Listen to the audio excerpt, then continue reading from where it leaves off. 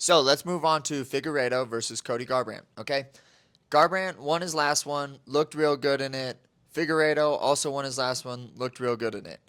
Figueiredo's style looked completely different at 135 than it did against 125ers. Just because, like 10 pounds is kind of a big deal, especially when you're talking percentage wise from a 25 to a 35er. Kind of a big deal. So, Figueiredo was definitely fighting a lot different. I'm almost positive he's likely going to do the same type of darting in and out that we saw against him versus Font. I think he's going to try to run that same game plan against Garbrandt. Garbrandt has really good footwork. I think that both of these guys are very quick. They're very fast. They're both super willing to exchange punches.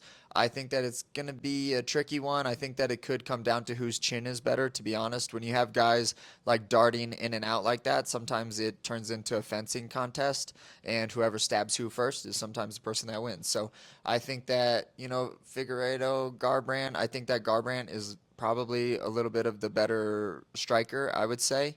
Has better footwork, but his cardio has shown to not be that great, so that's a factor as well. I think that if it ends early, it's probably going to be a Garbrandt win.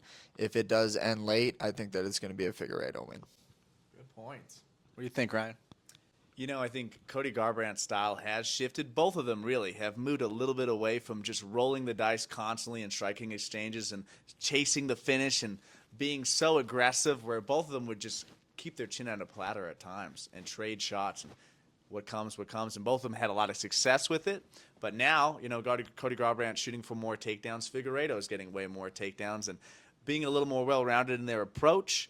I think if Figgy fought like he used to at 25, Garbrandt would knock him out. But with his improved style and just overall game, less miles on his chin, less losses, I think I'm going to go with Figgy on this one for a stoppage.